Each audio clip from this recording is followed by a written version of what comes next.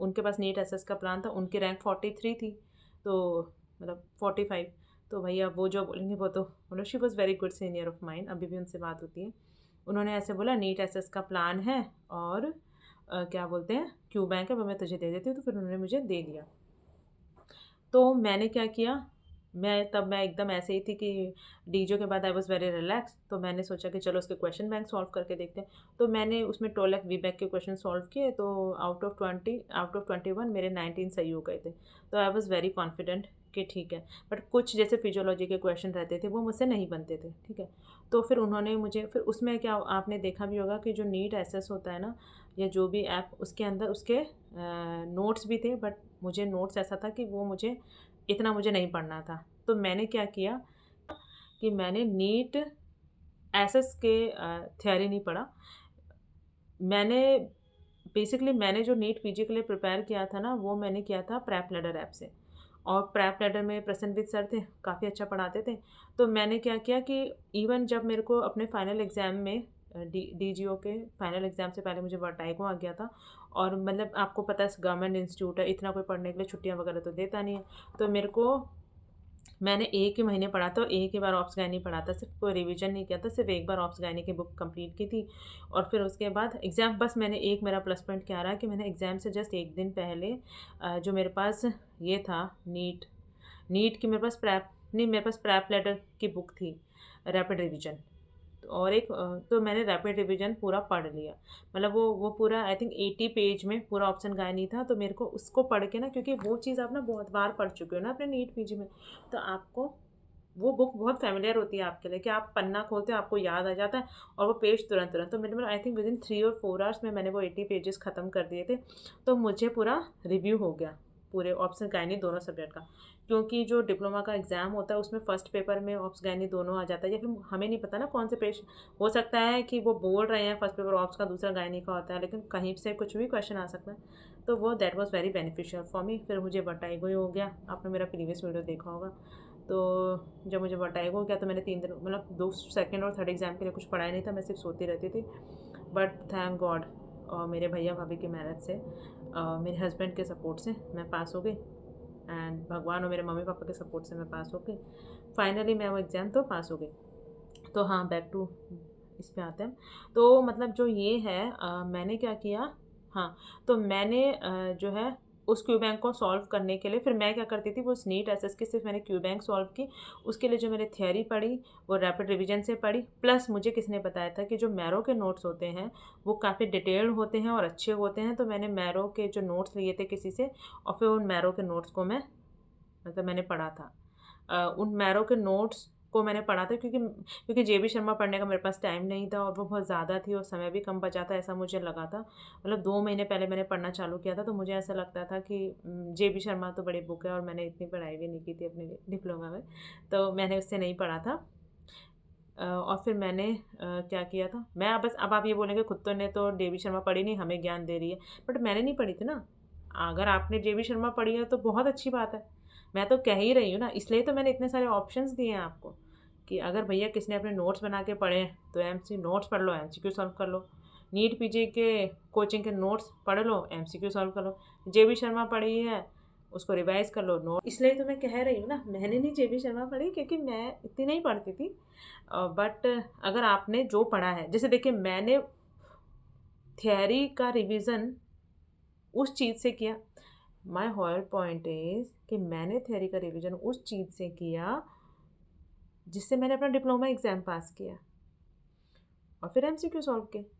तो वही तो आपसे कह रही हूँ कि अगर आपने कोचिंग के नोट्स पढ़ के, जैसे मेरी एक फ्रेंड है जिसने थियरी एग्ज़ाम भी कोचिंग के नोट्स पढ़ के दिया था मैरो के, वो पास हो गए, उससे सबसे ज़्यादा नंबर आए थे। तो वो वही पढ़े।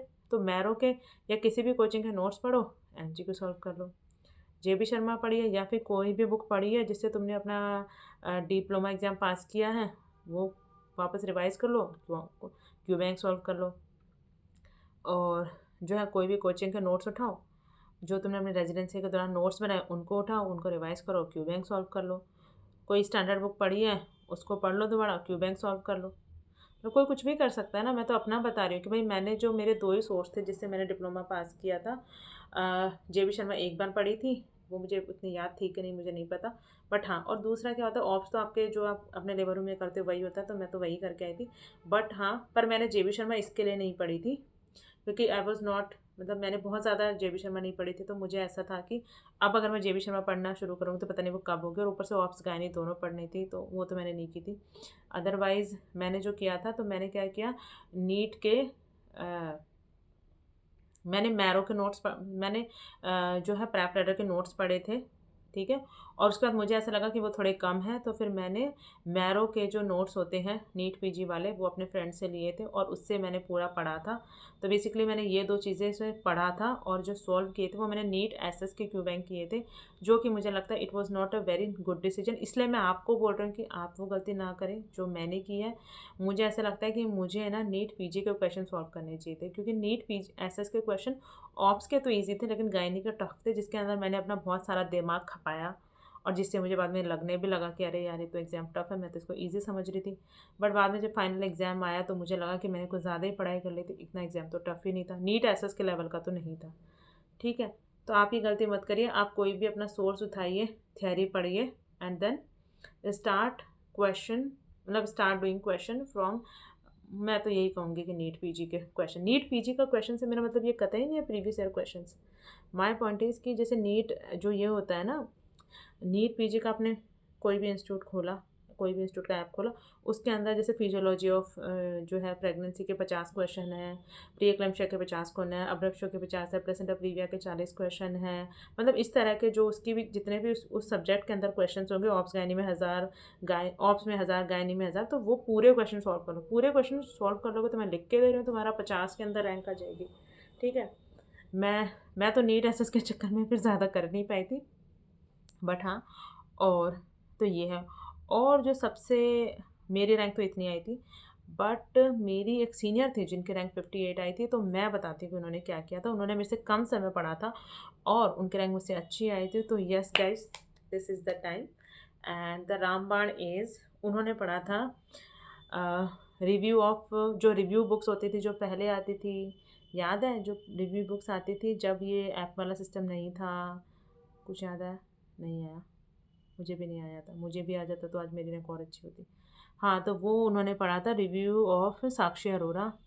आपको याद है पहले बुक्स आते थे रिव्यू, रिव्यू करके नहीं बुक्स आती थी, रिव्यू ऑफ साक्षी अरोरा, तो उस तरह से उस बुक से उन्होंने पढ़ा था, उन्होंने पूरी उसी बुक से पढ़ा था। उस बुक के अंदर वो सबसे सस्ता है, मैं आपको बता रही हूँ, वो मेथड सबसे सस्ता मेथड है और सबसे टिकाऊ मेथड है, मतलब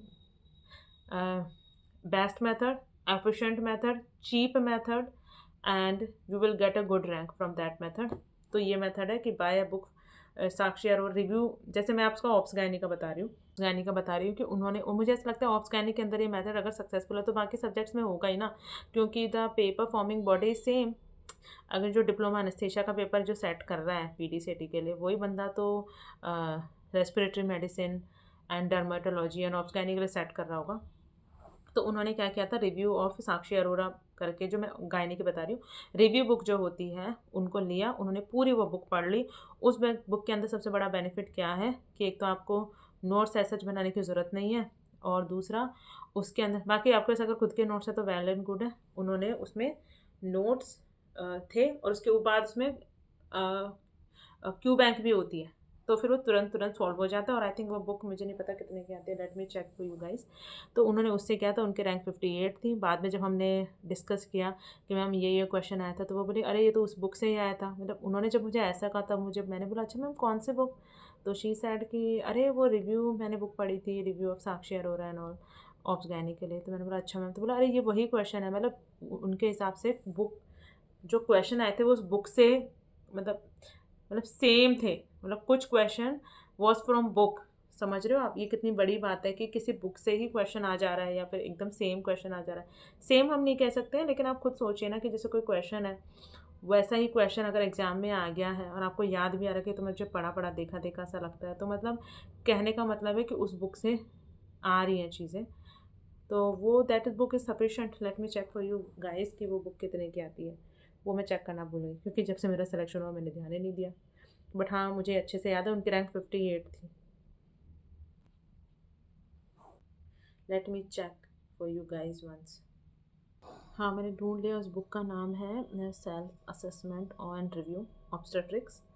एंड उसके अंदर और रिसेंट क्वेश्चंस होते हैं, नीट पीजी के क्वेश्चंस भी होते हैं, जो कि मैं कह ही रही हूँ कि नीट पीजी के क्वेश्चंस जो है इससे कर सकते हैं। और वो बुक जो है वो ऑलमोस्ट 1300 to 1500 के बीच में आ जानी चाहिए, पेपर बैक वाली। किंडल एडिशन भी अवेलेबल होता है। मैं चलो आप लोगों के साथ ही चेक करती हूँ कि क्या रिव्यू एंड सेल्फ, ये और कौन कौन से उसमें अवेलेबल है subject, self assessment and review book for NEET available इन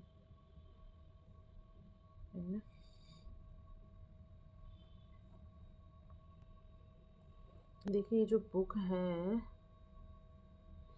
ये है शॉर्ट सब्जेक्ट्स की भी एक बुक होती है, self assessment review of short subjects की बुक होती है, एंड बेसिक सब्जेक्ट्स की भी बुक होती है, शॉर्ट सब्जेक्ट एनेस्थेशिया ऑर्थो इन सब की भी होती है। एंड देन देखिए, मुझे इन सब का तो नहीं पता, मैं मोटा मोटा आपको ना ऑब्सगाइनी का आइडिया बता सकती हूँ, क्योंकि उसके अंदर वो बुक काफ़ी बड़ी होती है, तो उसके अंदर ऑब्सगाइनिक क्वेश्चन होंगे। मुझे ऐसा लगता है कि वही जो मैं कह रही हूँ कि एग्ज़ाम जो कंडक्ट करने वाली बॉडी तो एक ही है, तो बट उससे आपको फ़ायदा होगा ऐसा मुझे लगता है। And then self assessment review book ENT subjects की आती है, ऑप्थेल्म की आती है, एंड ENT ऑप्थेल्म मेरे को लगता है सभी सब्जेक्ट्स की आती है, बाकी आप देख लीजिए। और मुझे ऐसा लगता है कि भाई मेरी जो सीनियर है उसकी रैंक 58 आई थी, उन्होंने तो मुझे यही बोला था कि उन्होंने इस बुक से पढ़ा है, और मैं इस बात को मानती भी हूँ, क्योंकि उन्होंने बोला था कि बुक के ही क्वेश्चन थे उस एग्ज़ाम में भी, काफ़ी वो बता रही थी। बाकी ये मतलब एक ऑप्शन है, जो कि अगर आपके पास कम समय बचा है तो आप ये बुक ले सकते हैं। और उस बुक को, उसमें क्या होता है कि उसमें ना ऐसे चैप्टर वाइज है कि चैप्टर पढ़ा, मैं हस्बैंड इसलिए पे कि उस बुक के अंदर क्या होता है कि वो चैप्टर पढ़ा और उसके बाद उसके क्यू बैंक का उसको सॉल्व कर लीजिए, ठीक है। और ठीक है, तो मतलब दीज आर द मेथड्स। मैं इन मेथड्स को फिर से एक बार ये कर देती हूँ, सम अप कर देती हूँ आपके लिए, कि कोई भी जो है कोचिंग इंस्टीट्यूट के नोट्स उठाइए जिससे आपने नीट पीजी एग्ज़ाम पास किया था, और या फिर जिससे आपने डिप्लोमा के लिए पढ़ा था जो भी, और उसके जो है क्यू बैंक सॉल्व कर लीजिए। प्रेफर कीजिए कि नीट पीजी की जो क्यू बैंक थी उस पर्टिकुलर सब्जेक्ट की, उसको पूरा सॉल्व करना है। नीट पीजी के अंदर जो प्रीवियस क्वेश्चन आए उनको भी सॉल्व कर लेना, सब सेम ही रहता है और हो जाएगा। और अगर आपके पास प्लान है जो भी, तो आप ये क्या कर सकते हैं कि वो टाइमिंग लगा के करिए कि 40 मिनट्स में 40 क्वेश्चन कर पाते हैं कि नहीं, ठीक है। ये एक अच्छी मैंने अभी ऐड किया कि आप जो है वो टाइम, वो जो कस्टम मॉड्यूल्स आते हैं ना उसके अंदर ऐसा करना है कि 40 मिनट्स में 40 क्वेश्चन कर पाते हैं कि नहीं, तो वो होगा। और जिस दिन जो सब्जेक्ट पढ़ा है उसके जो क्वेश्चन है उसी को ही क्यू बैंक सॉल्व कर लीजिए, ताकि वो तुरंत हो जाए। कुछ पॉइंट्स हो तो उस नोट्स में ऐड कर लीजिए। तो मतलब कोचिंग के notes plus Q bank, and then coaching के notes and Q bank, then standard book plus Q bank, and then diploma notes plus Q bank, DGO notes, जो भी डीजीओ सॉरी डिप्लोमा नोट्स है। तो चलो हमारी video का sum up करते हैं। तो बेसिकली मैं इस एग्ज़ाम के बारे में सब कुछ आपको बता चुकी हूँ। अब प्रिपरेशन के जो मेथड्स हैं वो है कि मोटा मोटा जो प्रिंसिपल है कि आपको थ्योरी पढ़नी है and then you have to solve Q bank, ठीक है। That's it for one particular subject. इसमें जो क्यू बैंक बोल रही हूँ मैं, पूरी क्यू बैंक सॉल्व करनी है, ठीक है। अब थ्योरी के जो सोर्स हैं वो हो सकते हैं, मैं आपके लिए मतलब इसको मैंने शॉर्ट कर दिया। थ्योरी के लिए जो सोर्सेज हैं जहाँ से आपको थ्योरी पढ़नी है वो आपके कोचिंग के नोट्स हो सकते हैं। कोचिंग कौन सी है जिससे आपने नीट पीजी के लिए प्रिपेयर किया है, उस कोचिंग के आप नोट्स पढ़ सकते हैं, जैसे मैरो, प्रैप, डैम्स, भाटिया, जो भी। एंड देन डिप्लोमा के अंदर जो आपने नोट्स बनाए हैं, खुद के हैंड रिटन नोट्स भी चलेंगे, या फिर जो आपने रेजिडेंसी प्रोग्राम ज्वाइन किया है कोई, उसके नोट्स भी चलेंगे, क्योंकि वो काफ़ी डिटेल्ड में होंगे, अच्छे होंगे। दैन जो आपने स्टैंडर्ड बुक पढ़ी है JB शर्मा या फिर कोई से भी जो आपके लिए रिविजनेबल है, ठीक है, उस बुक को पढ़ेंगे आप, ठीक है, थ्योरी के लिए। रैपिड रिवीजन जो भी है, अगर आपके पास कोई है रैपिड रिवीजन या फिर कोई भी, क्योंकि रैपिड रिवीजन से आपको तुरंत लास्ट मोमेंट के लिए आप रैपिड रिवीजन को रख सकते हैं, उनसे आप मतलब मोटा मोटा पहले थ्योरी अच्छे से पढ़ लीजिए, फिर लास्ट मोमेंट्स के लिए या लास्ट 7 डेज़ के लिए आप रैपिड रिवीजन कर सकते हैं, या जैसा भी आपको लगे। जैसे I was very comfortable with rapid revision notes, so मैंने उनको 2-3 बार पढ़ा था। And then see a video, जो भी वीडियो इन द सेंस कि जो कोचिंग के आप जो ज्वाइन करते हो नीट एसएस या फिर नीट पीजी के, अगर आपको कोई टॉपिक टफ लगता है तो उसकी वीडियो भी आप देख सकते हो, बाकी एमसीक्यू सॉल्व कर सकते हैं। एंड देन रेजिडेंसी प्रोग्राम जो मैंने बताया, ये आपके सोर्सेज हो गए, ठीक है। कोचिंग नोट्स, खुद के बनाए नोट्स, और डिप्लोमा नोट्स, एंड क्या बोलते हैं standard book, rapid revision notes, and कोई भी, ये आपके सोर्सेज कोई भी हो सकता है, जो मैंने नाम नहीं लिया वो भी हो सकता है। बहुत सारी बुक्स होती है, आयन डोनाल्ड होती है, दत्ता होती है, जो भी बुक आपने पढ़ी है, ठीक है। ताकि वो बुक आपके लिए नई नहीं होनी चाहिए कि उसको पढ़ने में आपको नई मेहनत करनी पड़ रही है। आई जस्ट वॉन्ट कि ज़्यादा मेहनत इस पर नहीं करनी है। देन क्यू बैंक आपको, मतलब कोई नई बुक नहीं पढ़नी है, मैं ये कहना चाह रही हूँ। जो पढ़ते आए हैं बस उसी से पढ़ लेना है, क्योंकि ऑप्स गाइनी सेम ही रहता है, ठीक है। रिसेंट एडवांस स्क्रिप्ट परेशान नहीं होना है। And then you have to, theory आपने इन में से किसी भी मेथड से प्रिपेयर कर ली। And then you have to solve Q bank. Q bank के लिए आपको हो गया नीट पीजी के क्यू बैंक, नीट एसएस की क्यू बैंक, एंड देन कोई भी सेल्फ असेसमेंट बुक ले लो, self assessment and review book लो और उसके क्वेश्चन सॉल्व कर लो। अब मैं आपको जो प्रो टिप वो दे रही हूँ कि ऐसा नहीं करना है कि पहले सारी थियोरी पढ़ लो फिर क्वेश्चन सॉल्व करने, ऐसा मत करिए, क्योंकि इसमें क्या होगा कि आप क्वेश्चन सॉल्व ही नहीं कर पाएंगे। तो इसके लिए आपको क्या पढ़ना है कि जो टॉपिक, माई हस्बैंड इज, वो ले रहे हैं, वो सो गए हैं, खराटे लेने में बोलते बस थोड़ा सा बचा है। हाँ, तो मेरी कल ड्यूटी भी है, बट मुझे पता है आज ही मुझे करना है। कल सुबह 8 बजे से मेरी इमरजेंसी ड्यूटी है, जो कि 36 आवर्स के लिए वो है, और अभी रात के 12:30 बज रहे हैं, 12:30 AM। बट मेरा ऐसा था कि मुझे बनाना ही है, क्योंकि बच्चों के एग्ज़ाम आने वाले हैं और I have to help them. So yeah, तो जो क्वेश्चन आपने जो पढ़े हैं ना, वो, हाँ मतलब जो, ऐसा मत करिए कि पहले ऑप्स पूरी ख़त्म कर लेते तो फिर गायनी कर लेता हूँ। मतलब कोशिश करिए कि एक दिन एक टॉपिक एम्स का ऑप्स का पढ़े, फिर दूसरा उसी दिन गायनी का पढ़े, फिर क्वेश्चन सॉल्व कर ले। मुझे लगता है मुश्किल से 1 महीने पढ़ेंगे ना, आपका सारा सब कुछ सॉल्व हो जाएगा। क्योंकि याद करिए, नीट पीजी के लिए ऑप्स गायनी सिर्फ एक सब्जेक्ट था, बाकी और 18 सब्जेक्ट अलग थे। मतलब नीट पीजी में टोटल 19 सब्जेक्ट्स होते थे ना, और उसका भी हमें 1 महीने में रिविजन करना होता था लास्ट में। तो यहाँ तो एक ही सब्जेक्ट है ना, तो इतना टफ है ही नहीं ना, समझ लो एक ही तो सब्जेक्ट है, तो उसको तो आप 1 महीने में पढ़ लोगे ईजिली। लास्ट मोमेंट के लिए कुछ भी नया नहीं पढ़ना है, जो पढ़ा है बस उसी का रिवीजन करना है। कुछ जो नंबर्स होते हैं, जैसे मैं बताती हूँ आपको कि डर्मोइड सिस्ट का परसेंटेज कितना होता है, एंड कैंसर्स के बारे में पूछेंगे वो लोग ज़रूर, जो हॉट टॉपिक्स हैं। और जो ये होता है ना, इसके बारे में पूछा था, तो मैम ने बोला था कि ये क्वेश्चन सेम उसी बुक से आया है। ट्विन टू ट्विन में होता है कि ब्लैडर दिख रहा है, कुछ तो था उस क्वेश्चन का ना, कि विजिबल होता है, कुछ कुछ था। तो मतलब ये कहने का मतलब है कि इस तरह, ये क्वेश्चन मेरा गलत था, क्योंकि इस तरह के छोटे छोटे क्वेश्चन हमें याद नहीं रहते हैं। मतलब आप एक बार रिवीजन कर लेंगे तो इस तरह के छोटे छोटे क्वेश्चन आपसे मिस नहीं होंगे। अदरवाइज तो पीपीएच का मैनेजमेंट आता है, वो आपको आएगा, वो कोई आँख बंद करके भी आपसे पूछेगा, तो you know the management of PPH, the order of drug, and then arteries का ligation and everything, you know. तो बेसिकली घबराना नहीं है, ये एग्ज़ाम उतना टफ नहीं है जितना आप समझ रहे हैं। You can easily pass it. अभी भी बहुत ज़्यादा घबराने की ज़रूरत नहीं कि समय कम बचा है। अगर आपको अच्छे से पढ़ना है तो लास्ट के महीने, 1 महीने में आप नौकरी छोड़ के भी पढ़ सकते हैं। अदरवाइज़ अगर आप, if you are able to manage 4-5 hours study in a day, then you can also do good in this exam while doing your job. So yeah, that's it. I hope I cleared all your points, and अगर कुछ miss हो गया है तो please comment कर देना, मैं जल्द से जल्द जवाब दूँगी। कोशिश करूँगी आपको जवाब देने की। और मैंने ये वीडियो सिर्फ इसलिए बनाया क्योंकि जब मैं लास्ट ईयर डिलेमा में घूम रही थी कि पीडीसीटी के लिए कैसे पढ़ना है, कैसे पढ़ना है, तो उन मैम के अलावा मुझे, मेरे पास कोई और नहीं था ये बताने के लिए कि कैसे पढ़ना है। प्रीवियस ईयर क्वेश्चन मैं ढूंढती रह गई हर जगह, मुझे कहीं पे भी नहीं मिले, तो आई वॉज़ वेरी वरीड कि अरे यार प्रीवियस ईयर क्वेश्चन नहीं है, कैसे, मतलब पता नहीं कैसा पेपर आएगा, मतलब आई वॉज़ वेरी वरीड। तो मुझे ऐसा लगा कि इस बार मुझे अपने जो फेलो जूनियर्स हैं उनको ये प्रॉब्लम ना आए, इसके लिए मैंने वीडियो बनाया। Sorry for the delay, really sorry. आप लोगों को सच में ऐसा लग रहा होगा कि मैं बना नहीं रही हूँ, but I was very busy. I thought private hospital है तो कम काम होगा, एंड पता नहीं, बट काम यहाँ पे बहुत ज़्यादा है, तो इसलिए, और थोड़ी ड्यूटी आवर्स भी ज़्यादा है, तो मेरे को टाइम नहीं मिलता है। जैसे कि मेरी सैटरडे की भी, फ्राइडे की ड्यूटी थी, मैं सैटरडे को आई 3 बजे, एंड देन आई मंडे को duty, and then I will come on Tuesday. So time नहीं मिलता है, तो बट चलो कोई नहीं।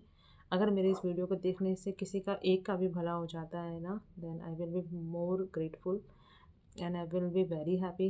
And thank you guys, and thank you बच्चों, सच में आप लोगों के मैसेजेस से ना मुझे बहुत अच्छा लगता है और मुझे ऐसा लगता है कि I am making some difference in someone life and किसी किसी को मेरी वीडियो देखने से फ़ायदा हो रहा है and I will really happy to help you. And जब आप ज्वाइन कर लोगे तो मुझे बताइएगा किस किस को क्या क्या कॉलेज मिला है और क्या मेरी इन वीडियोस को देखने से किसी को कोई बेनिफिट हुआ भी है कि नहीं। आई होप होगा ज़रूर। And yeah, that's it. I hope you enjoy watching this video and it will help you in the way you uh, prepare for your exam. And yeah, that's it. कुछ हो question तो मेरे से पूछ लेना and I will happy to help you. हाँ, मेरा जो है आपको आंसर करने में थोड़ा टाइम लग सकता है, लेकिन आई विल थिंक कि मैं कोशिश करूँगी कि आप एक ही बार में जो है सॉरी एक ही वीडियो के नीचे अगर आप करेंगे तो मैं उस वीडियो के सारे क्वेश्चंस पढ़ के कोशिश करूँगी कि मैं आंसर दूँ। और बस पढ़ते रहिए, घबराना नहीं है। इजी एग्ज़ाम है, बहुत ज़्यादा टफ नहीं है। You can do it. आप कभी भी आप अभी कभी भी मतलब आप तैयारी करना शुरू कर दीजिए। अगर आपको लगता है पढ़ने का टाइम नहीं है तो start solving directly cube bank. You will get an idea कि अच्छा ये जैसे मैंने बताया वी बैक और टोलैक वाला मेरा पोर्शन इतना सॉलिड था कि मैंने उसको बाद में इतना पढ़ा ही नहीं, क्योंकि मुझे था कि मेरे से तो क्वेश्चन सॉल्व हो रहे हैं ना, तो आई नो एवरीथिंग। तो मतलब फिर आपको पता चलेगा। तो अगर आप रेट्रोग्रेड भी पढ़ सकते हैं, उससे आपका इंटरेस्ट डेवलप होगा, क्योंकि मैंने रेट्रोग्रेड पढ़ा था। I solve first Q bank and then I studied book. तो मेरा ऐसा था कि अच्छा फिर उसमें क्या होता है ना कि आपको पता होता है अरे यार बी बैंक में कोई भी टॉपिक उसके क्वेश्चन आपसे बन रहे हैं तो आपको उस टॉपिक पर ज़्यादा ध्यान देने की ज़रूरत नहीं है। जैसे मेरे पीपीएच के क्वेश्चन बहुत ज़्यादा सही हुए थे फर्स्ट अटैम्प्ट में जब मैंने क्यू बैंक सॉल्व किया था, वो भी मैंने नीट एसएस का सॉल्व किया था। तो मतलब इतना इतना हाई लेवल का नहीं पढ़ना है, मैं ये कहना चाह रही हूँ। अगर आपने नीट एसएस आपके पास ऑलरेडी है तो कोई बात नहीं, बाकी इतना हाई लेवल का नहीं पढ़ना है। किसी से भी प्लान बाय कर लो, ऐप से बाय कर लो, या फिर कोई यूज़ कर रहा है कोई कलीग जूनियर तो उससे ले सकते हो। कैसे भी करके सिर्फ 2 महीने पढ़ना है and then you are good to go. और I think this video will definitely help you and I will happy to help I will be very happy to help you guys. And मेरे को बहुत अच्छा लगेगा कि आप अपने जो है मुझे बताएंगे, अपना रिव्यू मुझे देंगे। आप लोग अपने रिव्यू मुझे देंगे और कुछ भी क्वेरी होंगे तो मुझे बताएंगे। और आपका जब रिज़ल्ट आएगा तो प्लीज़ मुझे बताइएगा कि आपका रिज़ल्ट कैसा रहा, क्यों जो मैंने बताया उसमें से कुछ आया नहीं आया जो भी। I will very happy to help you. And मैं सोच रही हूँ है मेरे हस्बैंड के खराटे की आवाज़ को आप प्लीज़ इग्नोर करिए, क्योंकि वो बेचारे सो रहे हैं और वो आज ट्रैवल करके आए, तो अब मैं उनको बोल भी नहीं सकती कि मत करो खराटे सेट। और इस टॉपिक पे हम बाद में बात करेंगे। और या दैट्स इट। चलो okay bye, good night and stay tune and follow this channel and subscribe this channel for the all the videos regarding secondary DNB and diploma and PDCET and upcoming exams. And I will very happy to help you guys and thank you for the all the support and thank you for all the support and appreciation जो आप लोग मुझे देते हैं। और इसी की वजह से ना मुझे बहुत अच्छा लगता है। जब मैंने चैनल शुरू किया था ना तब मेरे मन में सिर्फ एक ही थॉट था, क्योंकि जब मैंने डिप्लोमा के लिए ढूंढा था तो मुझे कुछ ज़्यादा इन्फॉर्मेशन नहीं मिल पाई थी। But thank you the people around me जिन्होंने मुझे गाइडेंस किया एंड देन आई टूक a government college and everything. तो मुझे ऐसा लगा कि ऐसे मेरे जैसे बहुत सारे बच्चे होंगे जिनको जो है मैं तो फिर भी लकी थी कि टचवुड की मेरे को बहुत सारे लोग ऐसे मिले जिन्होंने मुझे गाइड किया। लेकिन मुझे ऐसा लगता है कि मुझे अपना एक चैनल खोलना चाहिए और लोगों को गाइड करना चाहिए कि जो प्रॉब्लम्स मुझे हुई वही सारे प्रॉब्लम्स ऑलमोस्ट ऑल मेडिकोज़ को होती है। सो या दैट्स इट। एंड तो बस मैं इसलिए यही मेरा पर्पस था। और जब लोगों के मुझे मैसेज आते हैं कि मैम बहुत मतलब आपका way of talking is also good and आप जो चीज़ें समझाते हैं वो समझ में भी आती है एंड वेरी प्रैक्टिकल अप्रोच है, तो वो मुझे बहुत अच्छा लगा। तो मुझे लगा कि मुझे इस सीरीज़ को कंटिन्यू करना चाहिए। And then I will also share my residency journey with you guys. So आपको लगेगा कि हाँ सबकी मुश्किल होती है लेकिन कट जाती है। तो please subscribe this channel and I hope हम बहुत दूर तक जाएंगे इस चैनल के साथ and we will help each other and yeah thank you. Okay bye, good night, all the best for the exam.